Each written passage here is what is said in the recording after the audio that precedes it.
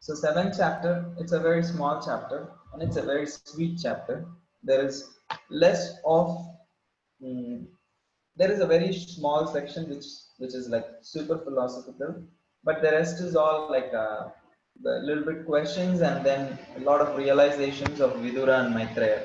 So it's really very juicy in terms of reading their realizations and trying to understand the mood of great devotees. So the first 7 verses in this chapter, which has total of 42 verses, speaks about Vidura's inquiries. So he's going to question because now the some aspect of his questions are answered by Maitreya. So he has some follow-up questions. So in the verses 1 to 7, Vidura will ask uh, about the Supreme Lord, about the living entity, and to Maitreya. Then Maitreya will explain his questions, he will answer those questions, and then he will give certain solutions also. And then after hearing those questions, answers to his questions, Vidura becomes very, very enlivened.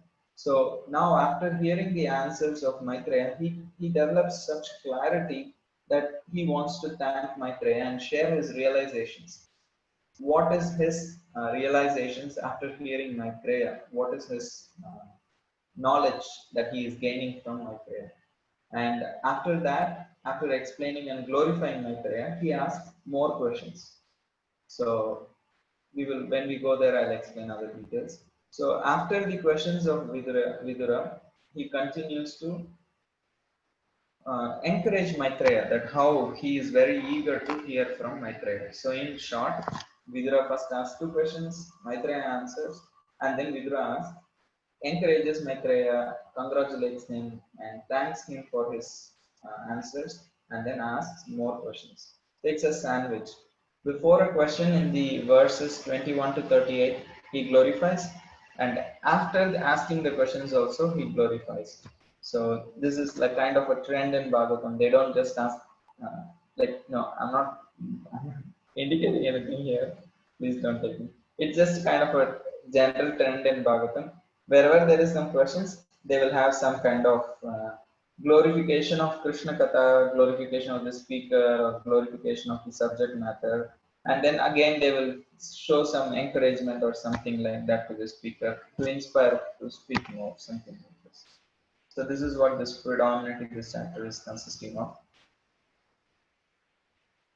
So as I said earlier, in the chapter 7, Vidura asks questions to resolve some of the doubts that he has about the Supreme Lord, about the living entity, and little other topics in there. So the first is about the inquiries about the Supreme Lord and living entity. So what is Vidura asking? So let's look at the questions asked by Vidura to Maitreya. So Vidura, one of his questions about the Supreme Lord is he says, oh, the Supreme Lord is spiritual, Chinmaya. He is, Chinmaya means he is spiritual and he is transcendental. That means he is Nirgunasya, he is above all the 3 modes, he is completely transcendental. So then, how can he be connected with the material gunas? If he is nirguna, why he has any connection with the material guna? And he also asks, how can the Supreme Lord, who is unchangeable, avikarinaha means vikara means change, avikara means no change. So he is one who has no change or cannot be changed, unchangeable. How can the Supreme Lord, who is unchangeable, avikarinaha, perform actions that indicate change? So he is performing creation. So creation means there is change from one state to another state. And there is destruction. So there is change from one state to another state. So how can he perform these actions which actually involve change if he is a Supreme Lord who is unchangeable, avikarina? So this is one of the questions of Vidura. And then the other question of Vidura is, oh, I see so many boys, they like to play with other boys because they have certain desires. They are normal living entities, so they want to they have some desires, so to achieve those desires, they play, they do something, they they engage in some activities. But the Supreme Lord is self-satisfied. He has nothing to achieve because he is self-satisfied. Then why does he create? Why does he create, maintain, and like kind of destroy this universe by his Maya Shakti? If he is self-satisfied, why is he endeavoring to do something? Because they both are contradictory. So these are the two questions about the Supreme Lord. And then he asks about the living entity. He says, the soul is spiritual. Believe me, this question is already asked by Parikshit Maharaj in the Canto 2, Chapter 8. But it's kind of touched upon here also. How come the pure soul is engaged in nescience? That is ignorance. If the question of Parikshit Maharaj was, the soul is spiritual, the how is it entangled in matter? Here the question has a little different flavor. The soul is pure, how is it entangled in ignorance? Instead of matter, he is asking nescience, which is ignorance. So and then he says, why does the living entity suffer in spite of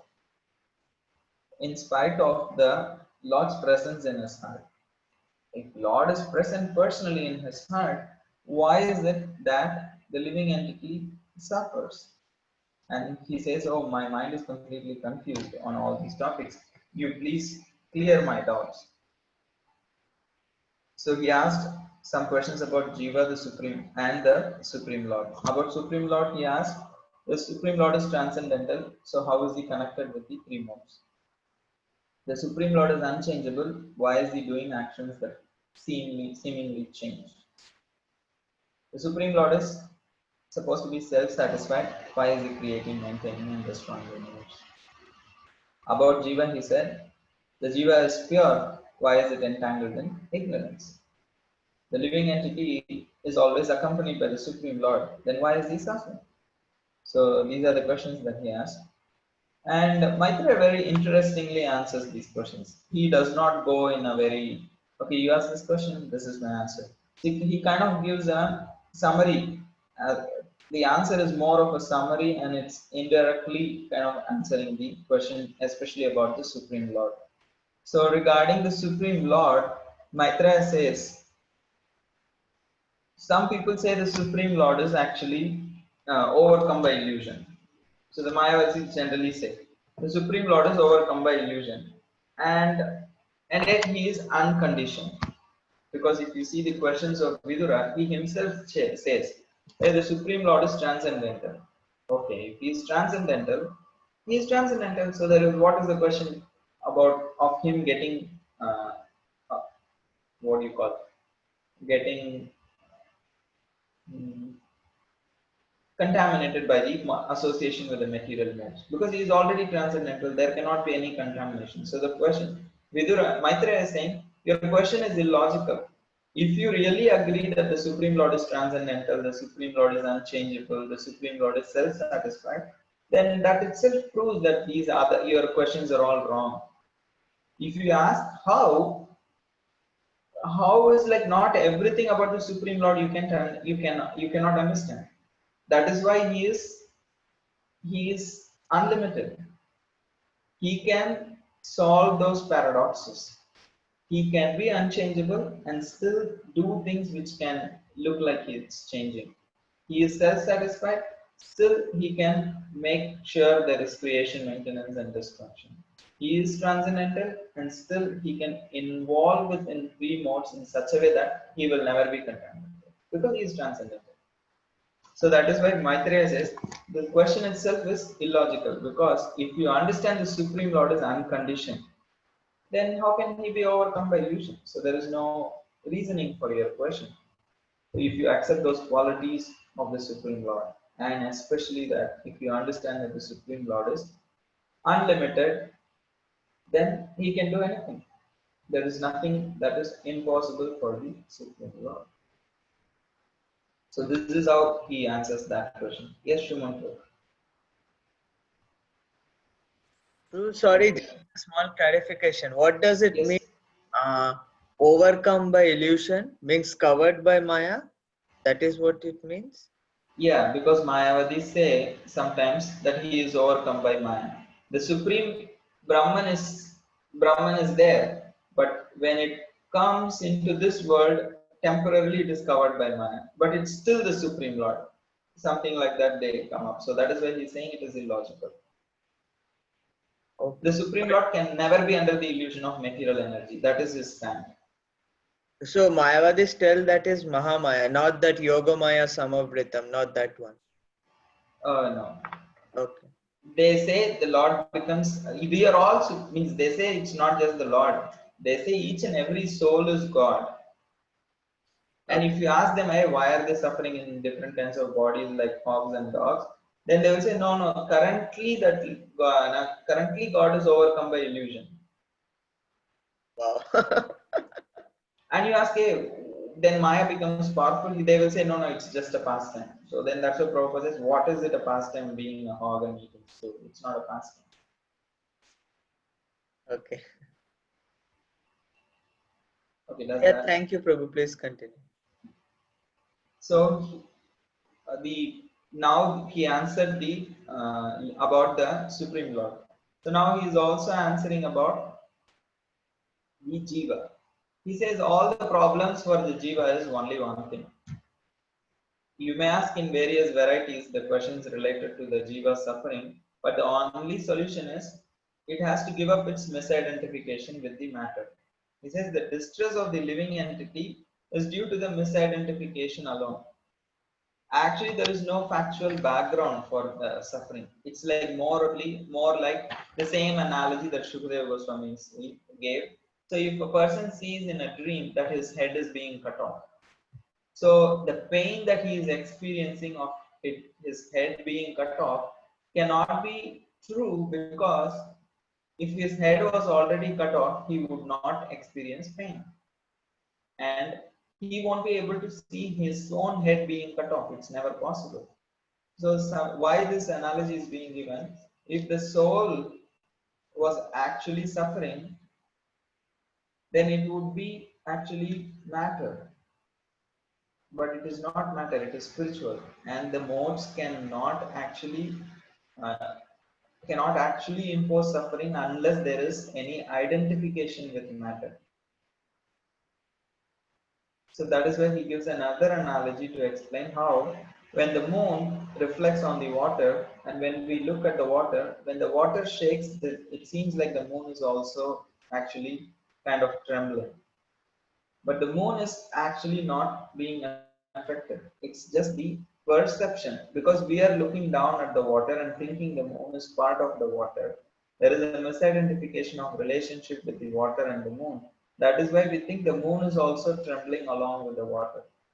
Similarly, when a person thinks, I am this body and everything related with this body is mine, and in that sense, when anything happens to anything related to the body or the body, he feels uh, he is being affected, so then he suffers.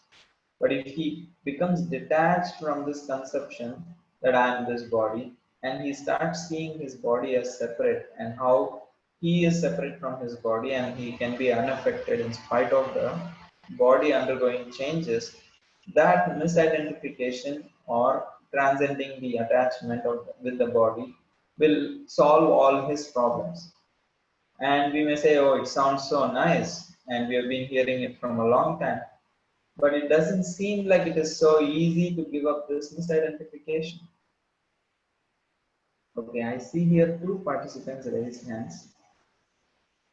I'm not able to see who's that. Please ask. Oh, Hare Krishna, this is Rathayatra Das.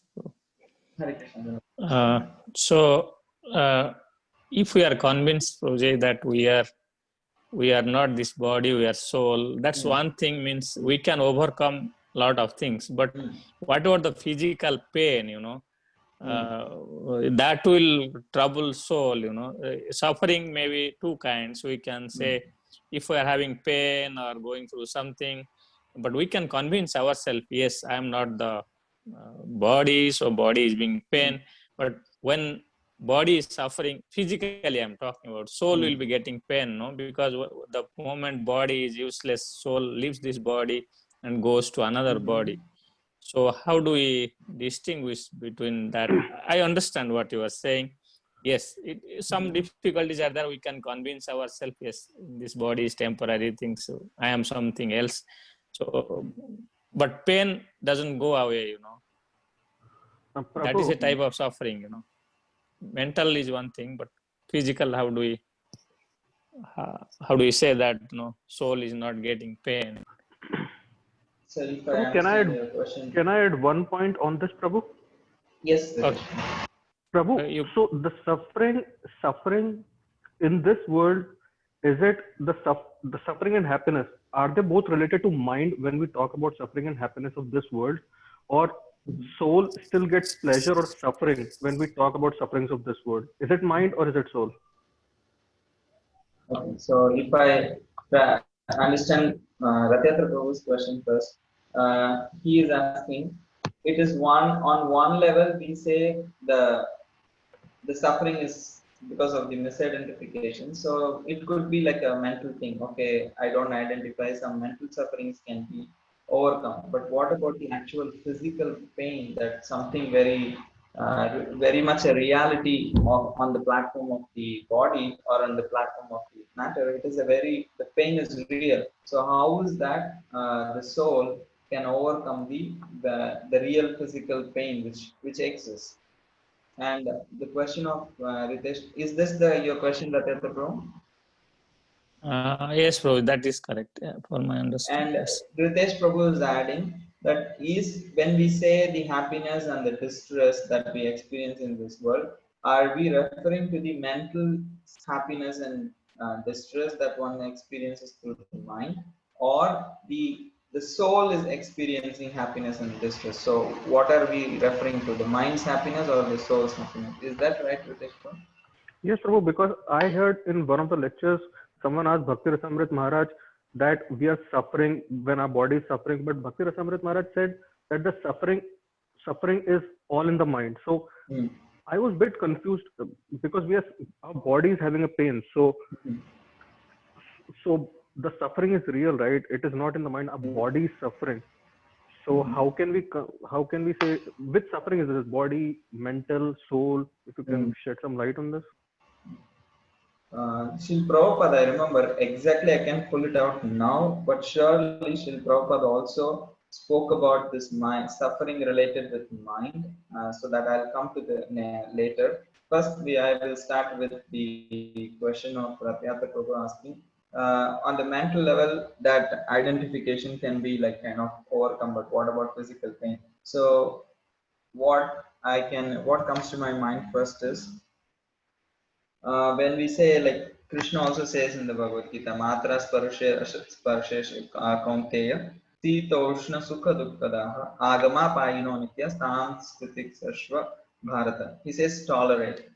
Even he says tolerate not just on a mental level, on a physical level also, because sitoshna means the effects of the winter or summer is a physical effect. And that also Krishna is saying we have to tolerate.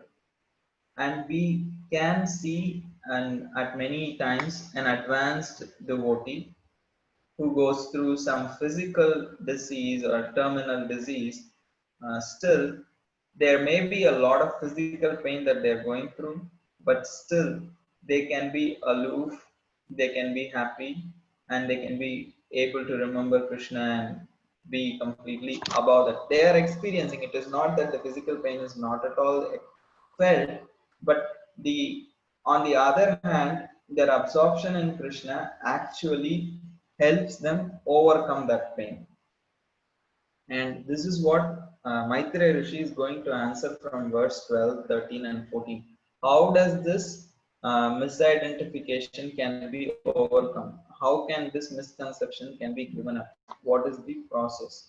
So, for the question of Ratyatra Prabhu, how on the physical pain, how it can be. So here Maitreya Rishi will say, even the physical pain can be overcome by engaging, like when the mind is engaged in Krishna's lotus feet, then by that power, even the physical pain can be transcended. That is why it comes up to Ritesh Prabhu's question. Then is all suffering and the happiness in this world is just mental? On one level, yes, true.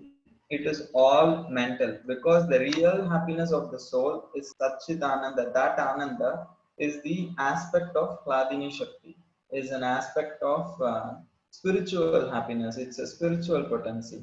It is not the material happiness. So the material happiness and distress is all in the mind.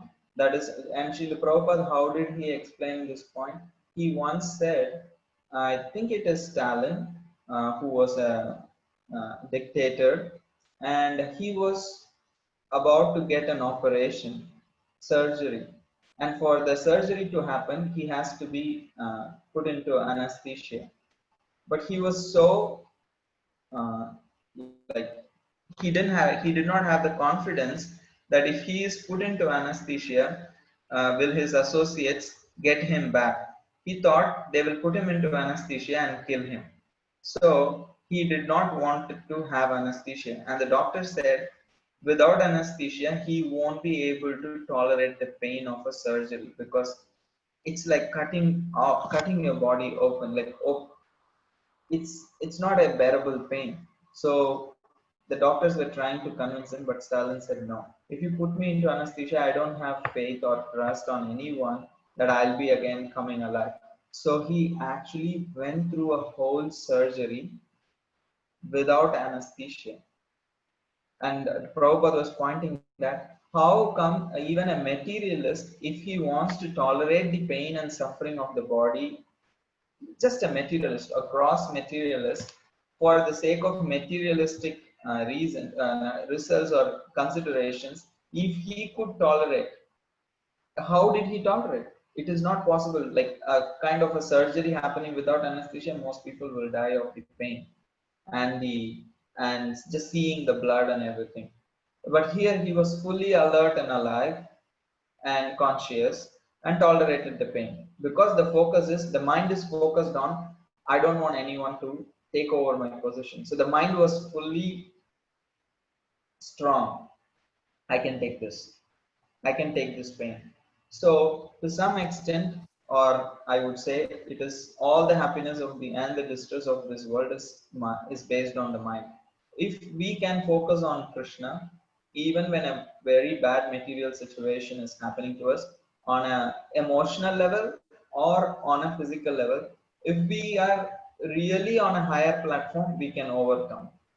But that does not mean taking like if we are not really able to take shelter, then they will start affecting us. So this leads to a controversial debate of, do devotees need to take uh, professional advice for mental illness, or Krishna consciousness is enough? So my 2 cent worth answer for that complicated question is, because I see Ritesh Prabhu's question can lead us logically to the next question. Is that right, Ritesh Prabhu? Yes, Prabhu, correct. Yeah. So if that question comes, my 2 cents of worth of answer would be, if the person is able to really take shelter of Krishna. Taking shelter of Krishna is not a mechanical thing. It's not about the number of rounds we chant. How much under guidance and how much purely they are able to take shelter of Krishna, and how they are able to access that mercy. If they have that ability, they will not need anything else. Otherwise, they would need little bit of other help and little counseling from other devotees, and a guidance basically to overcome that. Ultimately, no material solution can solve our problems. Ultimately, we have to depend on Krishna. But if we need extra help to depend on Krishna, take that help. If you can naturally depend on Krishna, that's fine. But if you can't, if you need some little extra help to depend on Krishna, take that extra help. Don't be in your ideal world.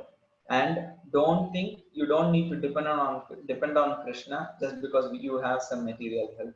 Both the material help is not to replace Krishna's help, is to make you take more shelter of Krishna. So does that kind of resolve the whole question, Prabhu, for you? Prabhu, I Okay. understand about depending on Krishna and surrendering, and maybe in some other class or maybe during some other time we can talk what exactly is complete surrender, complete dependence on Krishna, because that's a long topic. So we can talk Yeah, about that's that later. Yep. probably, I'm not sure even if I know the exact thing, but I can quote scriptures for sure. Yes, Shumon, bro. Hare Krishna. Shumon, I see your hand Yeah, raised. Hare Krishna. Yeah, sorry, Yes. unmuting problem. So where does consciousness come in all this thing? Between the body and soul, there is something called consciousness.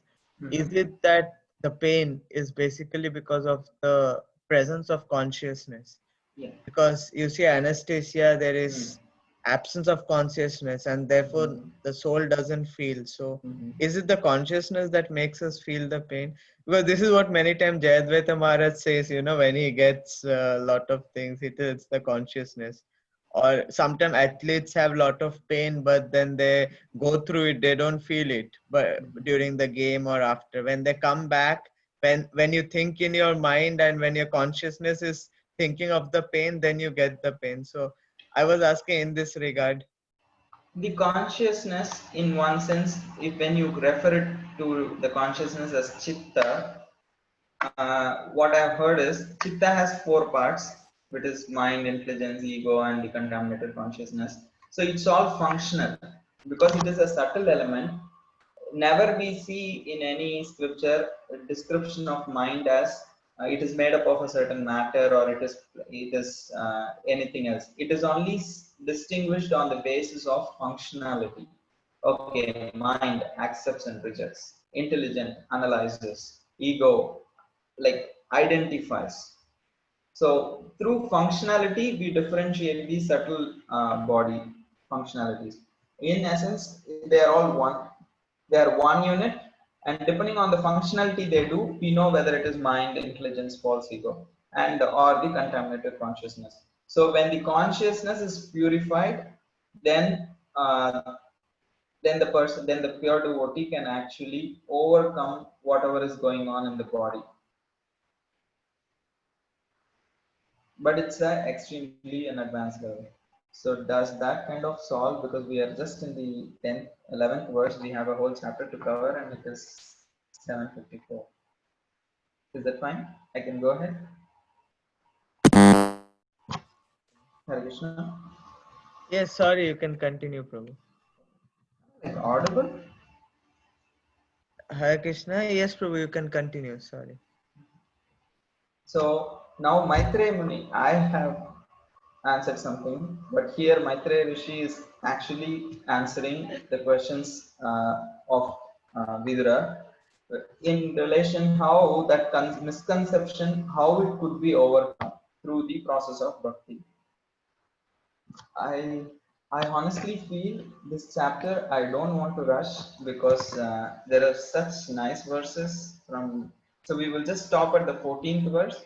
The next week we will continue because just for the sake of completing, I don't want to rush because there are really amazing verses from verse 15 to 22 and again in the last section.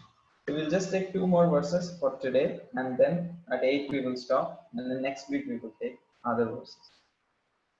So here Maitreya Rishi is saying how bhakti can vanquish this misconception. What is the misconception? That I am this body.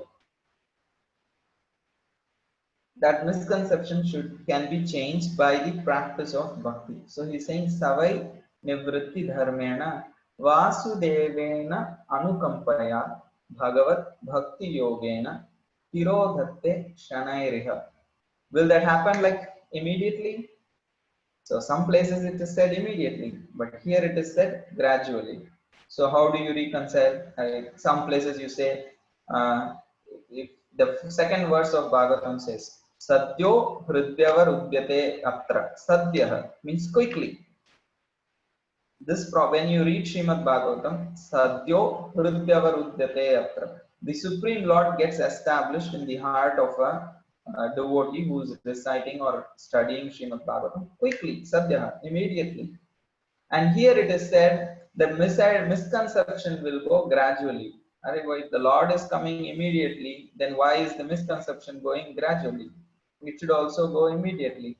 So how it is reconciled is, Vishnu Chakravarti says, when you say quickly, it is in consideration of the unlimited number of years or lives that the living entity has spent in this material world.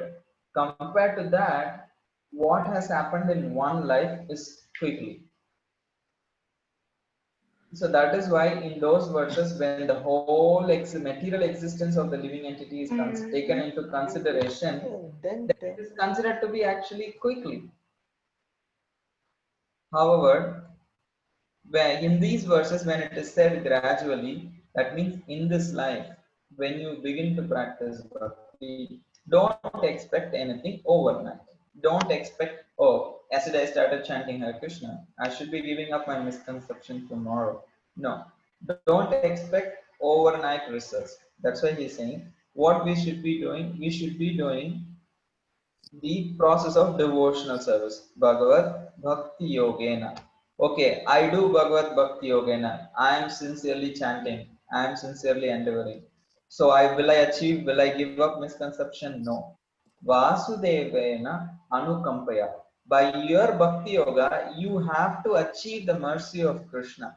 And when Krishna's mercy comes, then Savai Nivritti Dharmena, then your misconception goes. How it goes? It goes gradually. How this happens? This happens gradually because your Bhakti Yoga process will become pure gradually. Depending on that, you will get grace, and once you get full grace, then you actually gradually would have given up this misconception of identifying oneself with the body. Rather, you will gradually identify yourself as servant of Krishna. So when in that pure situation of the soul, then this misconception would have gone, and the miseries that the living entity experiences by identifying with the body would also actually vanish. So Ratyatra Prabhu, I saw you raising your hands, please. Well, I think you kind of answered my question. I was thinking to ask you, in case you see Krishna face to face, like when sun comes, there is no darkness.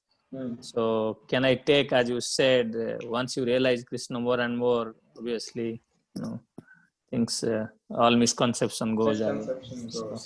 Okay, you answered kind of. Thank you, Prabhuji. Even in this life, we have some experience of cessation of misery. We can say we have not at all experienced anything. Just by becoming devotees, just imagine how much miseries we have actually avoided. And when it comes to us, how much we are able to just stand up and say, okay, I don't need to worry about this, or I don't need to be too much depressed about this. I can just move on.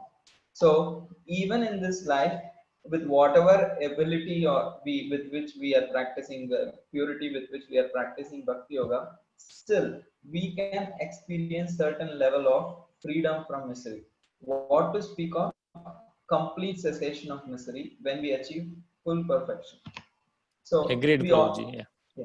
Okay. So we already have a sample experience, and that is why then Maitreya Rishi says, service to Krishna vanquishes miseries. He's saying when the senses are engaged in serving Lord Hari, all miseries are vanquished. So if any one of us, we can vouch at some point of time in our lives in devotional service, when somehow by Krishna's grace, if we are fully focused in some of the devotional activities, like especially kirtan is one thing, which is the congregational chanting of the holy names is the Yuga Dharma, and most devotees can experience can vouch for an experience while being in kirtan and fully being absorbed. They have kind of come to a stage where they forget all their problems, or they are completely can experience for that moment, or when you really with full focus heard some Krishna Katha, then also we could easily experience. Japa is kind of a little difficult experience because it is it's completely an individual effort. But hearing Krishna Katha and hearing holy name in Kirtan is more of a collaborative effort. So it is many times devotees can experience there when they are fully engaged in engage their senses in Krishna, some or other with full meditation or with full absorption, they can surely experience miseries being vanquished. And here, Maitreya Rishi finds this last verse, he says, how the hearing and chanting of the Supreme Lord's qualities vanquishes one's material miseries. So he says, and this has a very nice concept. This verse also has another deep concept. So let me recite this verse, and with this verse, we are going to end today's discussion. So just a few more minutes. अशेष संक्लेश शमं विदत्ते गुणानुवाद श्रवणं मुरारे किं वा पुनस्तच्चरणारविन्द परागसेवा रतिरात्मलब्धा. He says, Asesha Sanklesha Shamam Vidatte. Asesha Sanklesha means unlimited amount of miseries could be vanquished. Shamam Vidatte. How? Gunanuvada Shravanam Murare. Murari, the enemy of Mura demon, the Supreme Lord Vishnu. When we hear Gunanuvada Shravanam, when we hear the glories of that Supreme Lord Murari, what happens? Asesha Sanklesha Shamam Vidatte. Unlimited amount of miseries get vanquished when we sincerely hear and chant the qualities of the Supreme Lord Murari. He says, if this is the result of hearing and chanting, which is an anga of sadhana bhakti, what to speak of people who have attained the perfection or the attained complete attraction for serving the Lord's lotus feet. He says, Kimva punastat charanaravinda paraga seva ratir atma labda. What to speak of those devotees who have achieved rati? Rati is a higher state. Rati is actually a higher state, which is the status of bhava bhakti. Paraga seva means they have achieved attraction and like a full attachment for serving the lotus feet of the Supreme Lord. Kimva punaka charanaravinda paraga seva. They are attached to serving the Lord's lotus feet. Then what to speak of how much more they would experience? For them, there is no question of experiencing any miseries in that stage of bhava bhakti. Even if we can experience in sadhana level, what to speak of bhava bhakti? So that is how he is glorifying that any misery that we are experiencing in this world, whether it is due to bodily identification or mental identification, all this is because of misidentification. We have to identify on one level for sure ourselves as Krishna's servants and engage in Krishna's service, tolerating all the miseries. Then by Krishna's mercy, we will get the ability or the experience of full freedom from those miseries. So this is the crux of the three verses that Maitreya Rishi explained to Vidura for his question about why is the living entity which is pure is engaged in this nishayans, and why is it experiencing misery, or why is it, in spite of the Lord being in the heart of the soul, why is it suffering it in this material world? So this is the conclusion of that section. The rest of the section in this chapter we will see next week. So thank you very much. If any of you have questions, you can stay. If others have to move, thank you very much for joining. Grantara Srimad Bhagavatam ki jai. Srila Prabhupada ki jai. Nitai Gaura Premanande. Very good. Roji, one last question.